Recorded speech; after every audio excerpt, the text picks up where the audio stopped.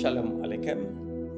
Dans un précédent podcast, nous avons parlé de où trouve ton Dieu. Avec vous, le pasteur, professeur Etouguelani Patrick. Où est Dieu quand l'homme prend sa place? La déception qui détruit la foi. En termes d'illustration, frères et sœurs, dans un village d'Afrique centrale, une femme confie sa fille à une église réputée. Le prédicateur est très célèbre, on l'appelle homme de feu, l'homme de puissance. Les parents disent, là-bas, elle sera protégée. Là-bas, Dieu est. Quelques mois plus tard, les journaux parlent de scandales, d'abus et de viols. Et la phrase qui glace le sang sort de la bouche du peuple. Si c'est ça Dieu, alors Dieu n'est pas bon. Ce jour-là, ce n'est pas seulement une fille qui a été détruite. Le nom de Dieu a été blasphémé dans l'opinion publique. Mais posons-nous la vraie question. Dieu était-il là-bas? Ou bien l'homme avait-il pris la place de Dieu? Quand le nom de Dieu est sali à cause de nous, bien-aimés, nous ne parlons pas ici des rumeurs, nous parlons des faits documentés, des scandales publics, des unes de journaux. Et pourtant, le plus grave n'est pas seulement le péché de quelques prédicateurs. Le plus grave, ce sont les foules qui continuent à applaudir malgré les abus. Ce sont les fidèles qui se taisent, ce sont des leaders qui couvrent l'injustice au nom de l'onction. Mais la Bible dit clairement, Noé prêcha la justice. 2 Pierre chapitre 2 verset 5. Un vrai prédicateur ne prêche pas sa puissance, il prêche la justice de Dieu. Quand on cherche Dieu dans des hommes fameux, en Afrique centrale, on court vers les grands noms. On traverse des frontières, on sacrifie de l'argent, des biens, des corps. Mais Paul nous avertit de ne pas aller au-delà de ce qui est écrit. 1 Corinthiens 4:6. Quand un homme devient intouchable, il est déjà hors Bible, hors du Saint-Esprit. En illustration, quand un chef traditionnel devient trop puissant, personne n'ose le contredire.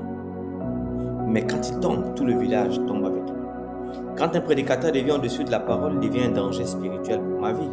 Jérémie 23 nous apprend que Dieu dénonce les abus spirituels. Il ne laisse pas les prédicateurs fameux, adultères, idolâtres prospérer. Dieu parle sans douceur. Ils se servent de mon nom pour mentir. Ils parlent des visions, mais Dieu dit, il raconte les visions de leur cœur. Jérémie 23, verset 13, verset 16.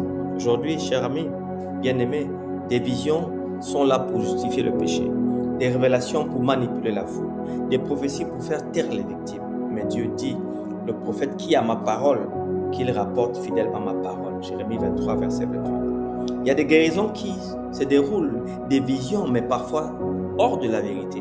Beaucoup recherchent des guérisons rapides, des rêves fréquents, des sensations fortes. Mais Paul nous dit, Dieu m'a établi prédicateur pour annoncer la vérité. 1 Timothée 2:7. Mes amis, un ministère qui guérit sans enseigner, qui impressionne sans instruire, qui attire sans transformer, n'est pas un ministère biblique. Un malade, par exemple, peut refuser le traitement, mais veut seulement l'anesthésie. Il dit, je ne veux pas souffrir. Mais savez-vous que sans traitement, la maladie gagne du terrain. La parole guérit, parfois lentement, mais elle guérit sûrement.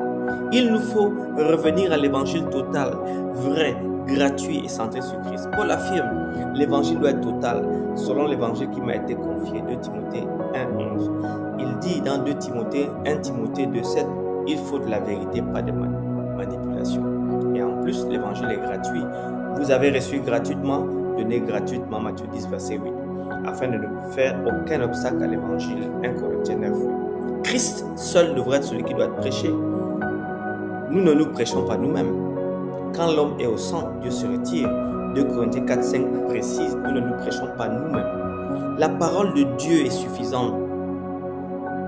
Dieu déclare, ma parole ne retourne pas à moi sans effet. Ésaïe 55, verset 11. La Bible n'a pas besoin d'être complétée par des abus, d'être renforcée par des visions incontrôlées, d'être embellie par des scandales.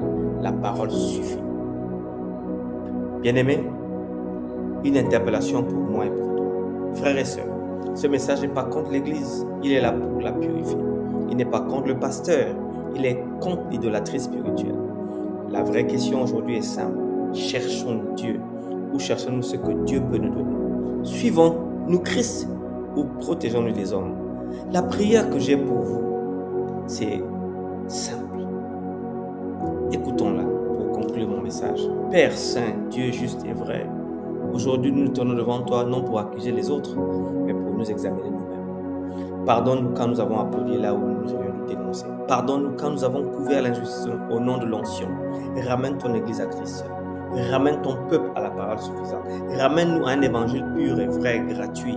Nous te dédions à nouveau nos ministères, nos églises, nos vies, que ton nom soit sanctifié en Afrique centrale, au Cameroun, au Gabon, au Centrafrique, en Guinée équatoriale, au Congo, et plus jamais qu'il ne soit blasphémé à cause de tes serviteurs. Au nom de Jésus-Christ, le seul Seigneur, le seul Sauveur. Amen. Shalom Aleichem, que le Seigneur vous garde et vous bénisse.